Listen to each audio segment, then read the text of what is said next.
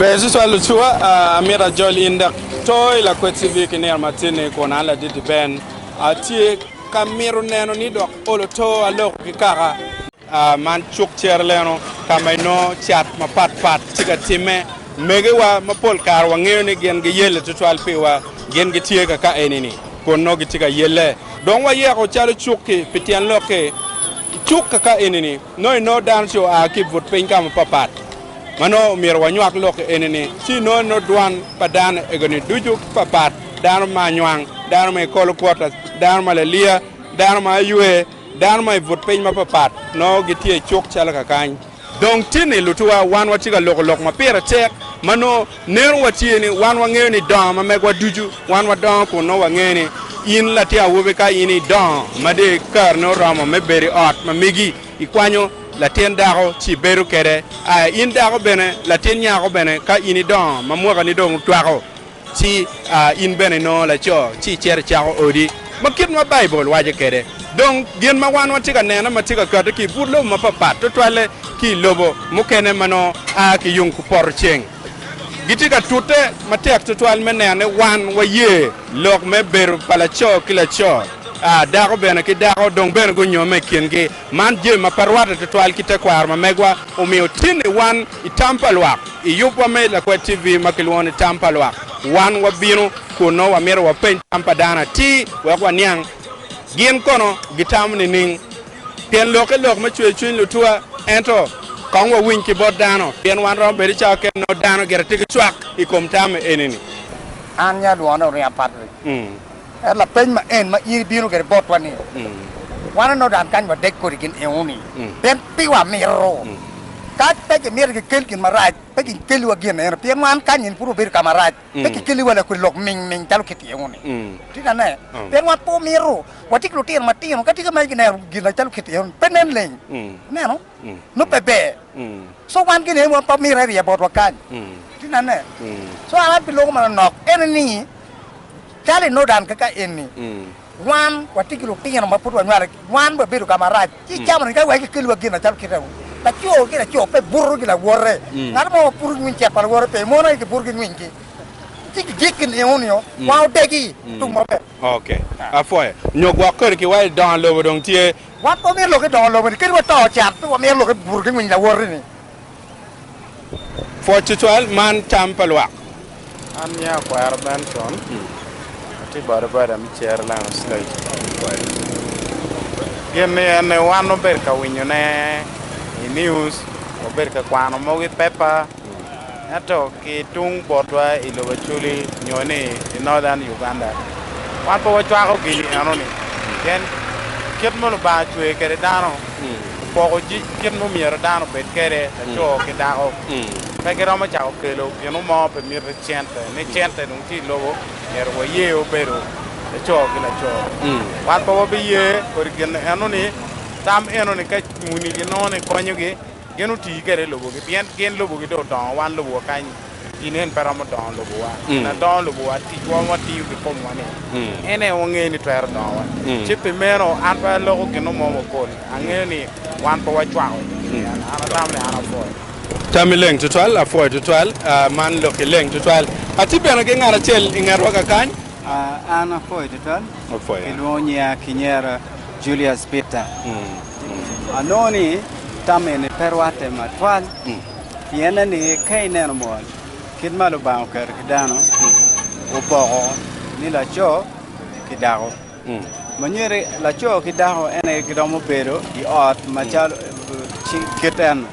endo pela cho kila cho onyo dago kidago ene no gitati mobile dog jetor check palo ba pian ka ononi ba mir no bet kita chalo ke waje anoni ono lo ba ker da ko ken onyo ker la cho e ken do chino berbe komeno changen anoni ta down lo endo down lo ene tika bi anoni donc me ki neno na noni kere ke waje agi ke pentie ni anoni ye ti na nyot ma agi ke pen dong pe ni down lo mo tigi tung no dan kan nyoy ya Acholi kai ba che ka Acholi bene pe ye in la cho me bor ke la cho la bori kai ba che ka Acholi pe ye ti enoni no anywa be ke ken ko jok tal no ite tim tal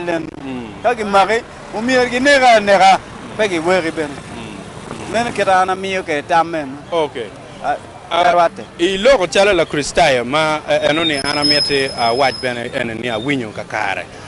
dong I logo bene I por kita luba o yubu kere jemne kit chik ke bene en kito miyo kere kumbire in wan wangeni bene en jo achele ini dong gukate bene gu waine luba bedong ku pero mere tutwali church England chalo enogi wa Church of Uganda ni Church of England gem gu wajine kumbire ini dong luba bedong o me la ko lo ka luba woni donc giko pien pengel luba beron be no daro kai bible wachini ya gi pin jo macharo meno bibieno maduong ni gena ye gi ene gena ye Yesu Kristo nyodong kar ma gi pin nyo agi ki dong nen cha eto pe kumeno enuni perwate dok pe petingo lo ada kira charo genta wachinene kita wajo lok ma perwate ki lok e bible kakare en ni pe check chimo kakare tameleng to 12 a foi to 12 ror metigum a foi yes so anya kiloni okay Moses ali so ate barba Mr. Chiala no a foi so dong antamati command ma chen yen matuka bieno e matuka miati me ni anki tung bar pa chwa ko genda ni petian lok ma command kien maro ba chwe ke dan wa chon no dong tie miro ba chwe da ka fila chon no dong tie wa chon kien maro ana ta kan ne kere kita gere ta ka be ka teme den atika ne chela ge ke pin dong ne char go be miro be tie kien ma bible boy ni bi o karmo ma lu deni le ngolo te ma papa bi be ti bi lo so ci o ka mo ma karane ka karo ba chu nyo chwe chine cha da wa be nar ge te pin ne yeah because good muti me sodoma na mar kero te me kere sodoma do mar so an be ka tika ke nyomi twa ko gen ne wan po twa ko gen te kwar pa dano ti ken maro ba chu da ko la cho cha ka chon ki chon we kum ko so we lobo dong ne chel giti ya ge pe ya ne chala so genen an pa mer ki tumbaran pa chwa ko matwa okay a foi tame to 12 ror metigum Foya. foi Ani yak lona yela Aziz. tama mege tininga Tama tieni lok mo ma bon putiu kere. Wade kabisa. Tama ni petiu lo ke tekgungu la cho bil la cho la worne ya chuli kan pere. Ni perwata. Ama tigla kwa ye. Tama maram ya ma pa. ikwero chwich Kwera kabisa an gara pa mera. okay in ki neno ni anger ku bere parliament go bukate ki lok ni gwa konyo ngata ka ki no tiga temo gena kama enoni chiktie doni kome ino ni kitiga waini buj kidong chao kene chul benetie mano inirom chulo my well chene we mer po yela chen ka wek kat kere bolwa ka kan donc in nero chale way ngat mano ki maro ki kori yupa kama eni no gen tian poda ngom por kere Nyo chek ke dong chek ama ka tung bar me la cho an ber la cho la wore no mi ki ner mera nera ka dong ni chek ga mente enong mier ki tue buj pe kwane that's all bien lo ke cholo fine ngone no kwanye peke okay be de twal man tampalwa pour watiga meta nyim